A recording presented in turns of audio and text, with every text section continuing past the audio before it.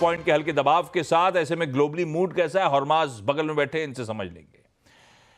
दरअसल हमारे एशियाई पियर्स इस समय असल में थोड़ा सा मूड बदल गया है, क्योंकि टैरिफ्स फिर से 2 दिन ट्रम्प साहब ऐसे बोल रहे थे, लग रहा था कि प्यार करेंगे सबको, थोड़ा सा कुछ नहीं, हल्का फुल्का बोल के फिर चुपकाना शुरू कर दिया उन्होंने।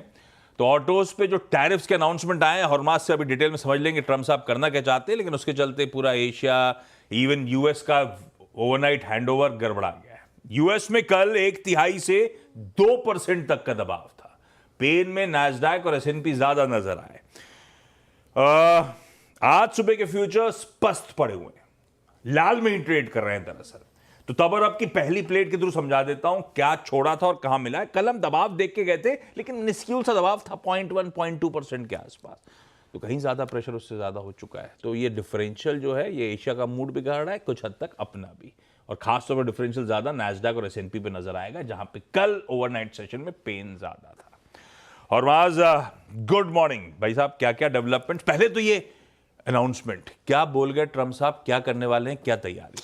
गुड मॉर्निंग आशीष। परसों ही हम बात कर रहे थे कि वक्त और डोनाल्ड ट्रंप का कोई भरोसा नहीं। और उन्होंने कल ही ये अनाउंसमेंट कर घोषणा कर डाली कि 25% टैरिफ लगाएंगे सभी गाड़ियों पर जो अमेरिका में आयात की जाती है, जो अमेरिका में नहीं बनाई जाती उन पर 25% के टैरिफ लगेंगे। 2 अप्रैल से ये टैरिफ लागू होंगे और उन सभी गाड़ियों पर जो कि आयात तो की जाती है अमेरिका में, मगर जो यूएस, मेक्सिको, कनाडा का जो ट्रेड एग्रीमेंट है उनके अंतर्गत जो गाड़ियां आती है उनमें सिर्फ नॉन यूएस पार्ट्स पर ये टैरिफ लगाए जाएंगे। ये डोनाल्ड ट्रंप ने साफ किया है। अब अगर पिछले साल का अगर हम डेटा देखें तो 2024 में लगभग $240 बिलियन की गाड़ियां और हल्की ट्रक्स जो है वो आयात की गई थी यूएस में 5 बड़े देशों से, Mexico, Japan, south Korea, Canada और जर्मनी। और ट्रंप के एडमिनिस्ट्रेशन ने ये दावा किया है कि ये टैरिफ लगने के बाद $100 बिलियन का जो है एनुअल रेवेन्यू उन्हें ज़्यादा मिलेगा। और उन्होंने ये भी कहा है कि जो पहले से जो लेवीज लगी हुई है उनके अतिरिक्त ये टैरिफ लगाए जाएंगे, ये बात भी उन्होंने साफ की है।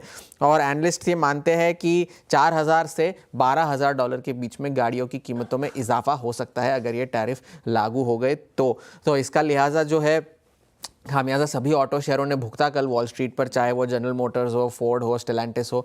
रेगुलर ट्रेड में तो गिरे ही, आफ्टर आवर्स में तो ज़्यादा गिरे। जनरल मोटर्स तो 8% नीचे था आफ्टर आवर्स में अगर हम देखें। और ये टैरिफ का इम्पैक्ट कितना होगा, क्या होगा, ये जो कहते आ रहे कि ये टेम्पररी है, इस बात का कोई पुख्ता सबूत नहीं है। इस बात की जो है पुष्टि सेंट लुइस फेड के जो अध्यक्ष है अल्बर्टो मुसालिम, उन्होंने भी की कि अब तक इस बात का कोई सबूत नहीं है कि ये जो टेम्पररी है या परमानेंट है, ये होगा नहीं होगा, कितना होगा, ये अब तक कोई तय नहीं कर सकता। और अगर ये टेम्पररी से ज़्यादा चल गया तो फेड के पास कोई गुंजाइश नहीं बचेगी ब्याज दरें काटने की। तो ये जो 2 काटेंगे कह रहे हैं वो भी शायद हो ना हो, इस बात पे भी अभी तक कोई क्लैरिटी नहीं है। तो ये डोनाल्ड ट्रंप के अनाउंसमेंट्स के बाद वॉल स्ट्रीट पर भी थोड़ा सा असर देखने मिला। S&P 500 और नैस्डैक तो चलिए पहले से ही नीचे चल रहे थे क्योंकि टेक शेयरों में काफ़ी बिकवाली देखने मिली, मगर डाउ जो थोड़ा सा हल्के हरे निशान में कामकाज कर रहा था वो भी दिन के ऊपरी स्तरों से 400 अंक गिरकर 150 अंक नीचे बंद हुआ है।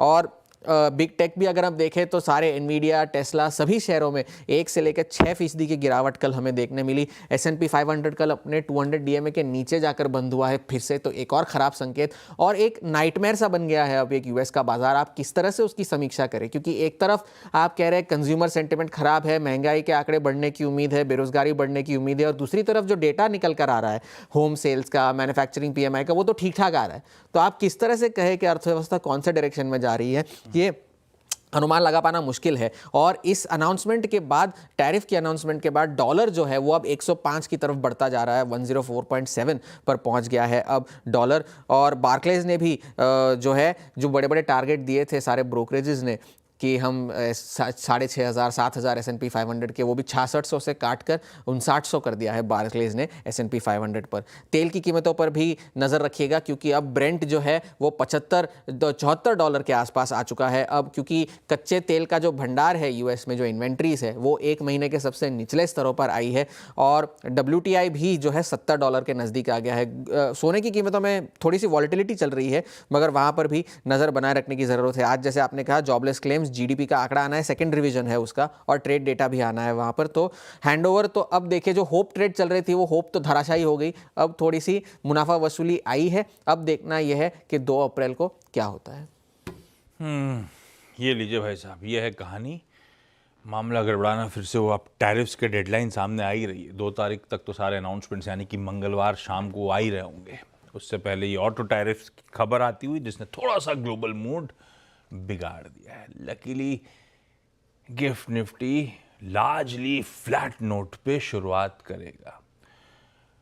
वो कह रहा है, कोई किसी ने अपनी एक ब्रोकरेज की एक कॉन कॉल होने वाली है, मैं उसका टैगलाइन भूल गया, लेकिन मोटा मोटी ऐसा था, दहाड़ेंगे ज़्यादा काटेंगे कम।